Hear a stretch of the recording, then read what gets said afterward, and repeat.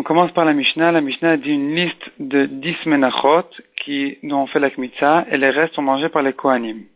Rabbi Shimon ensuite dit un Kohen qui amène une minchat rotée, on lui fait la kmitza, le komet est brûlé au misbeach et les restes aussi sont brûlés séparément au misbeach. La Gemara demande d'où sait-on que les menachot sont mangés par les Kohanim. Donc évidemment, toutes les menachot de blé, on a déjà des psukim pour qu'ils le disent clairement. La question elle est pour les menachot d'orge. D'où je sais que même les menachot qui viennent d'orge, il n'y en a que deux, qui sont la minchat sota et la minchat haomer. D'où je sais qu'elles aussi doivent être mangées par les Kohanim. Et la Gemara donne 3 réponses. Première réponse, selon Chachamim, du fait qu'il faut leur faire la kmitza, je comprends que le reste est mangé par les Kohanim. Cette réponse est insuffisante pour Rabbi Shimon, parce que Rabbi Shimon dit qu'il existe une mincha dont on fait la kmitza, et malgré tout les restes sont aussi brûlés au misbeach et pas mangés par les Kohanim. Donc du fait que je fais la kmitza de ces deux menachot d'orge, je n'ai pas encore la preuve selon Rabbi Shimon que les restes sont mangés par les Kohanim, peut-être que les restes aussi sont brûlés. Donc il faut encore une autre preuve, un autre pasuk. Et là la Gemara elle ramène premièrement une dracha du pasuk qui dit Vechol mincha, toute mincha sera partagée entre les Kohanim. De ce pasuk-là, on apprend 3 drachot. Première dracha, c'est celle qui nous concerne maintenant, de dire que toute mincha est partagée par les Kohanim, même les menachot d'orge, elles sont mangées par les Kohanim. Ça, on apprend du mot kol mincha. On apprend du mot mincha, donc la mincha, elle est mangée par les Kohanim. Du mot kol mincha, j'apprends que toutes les menachot, et d'ailleurs tous les korbanot aussi, on apprend là-dessus du pasuk. On n'a pas le droit de faire des échanges. Un Kohen ne peut pas échanger une part de korban qu'il a reçu pour une autre part. S'il a reçu un korban de viande, il ne peut pas l'échanger contre de menachot de farine ou de volaille, etc. Tous les échanges sont interdits. Donc ça, on apprend du mot kol mincha. Et de la lettre vav, vechol mincha, on apprend encore une dracha qui nous dit que c'est une dracha dans les brakim précédents. Rabbi Yossi ben Rabbi Yehuda apprend qu'on ne peut pas faire une minchat ma'afet anour, donc celui qui promet d'amener une minchat ma'afet anour, une minchat cuite au four, il a le choix entre 10 chalot ou bien 10 rikikin, mais il ne peut pas faire la moitié, 5 chalot et 5 rikikin, et il a toute une longue dracha qui se base aussi sur ce même pasuk-là, et donc du fait qu'on a le mot vechol, on peut faire plusieurs drachot. Une dracha du mot kol et une dracha du mot vechol, de la lettre vechol. Ensuite, nous avons,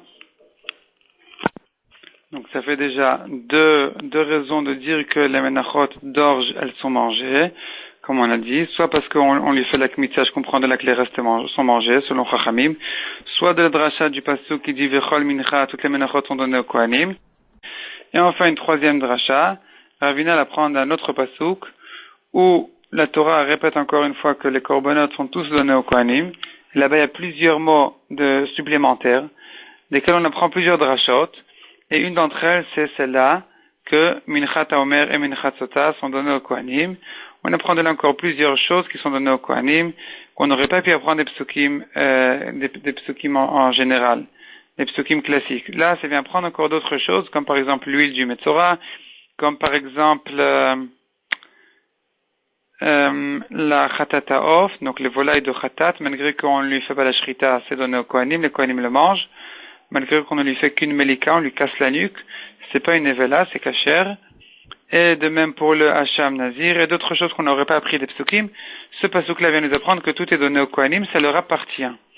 C'est-à-dire chaque korban qui est donné au Kohen, chacune de ces choses-là qui sont données au Kohanim, ça leur appartient à eux, c'est leur bien, et ils peuvent en faire ce qu'ils veulent, ils peuvent même faire des kiddushin d'une femme avec. Deuxième sujet du daf, Ravuna vient dire que un goy ne peut pas offrir de korban shlamim. S'il a dit je fais un korban shlamim, ça devient automatiquement une ola. Et la Gemara a dit soit c'est une svara, que le goy ne fait jamais de shlamim, il ne fait que des olot, soit on apprend du pasuk qui dit très clairement que les goyim vont sacrifier à Hachem une ola. On déduit de là que c'est que la ola qu'ils peuvent faire, mais pas autre chose.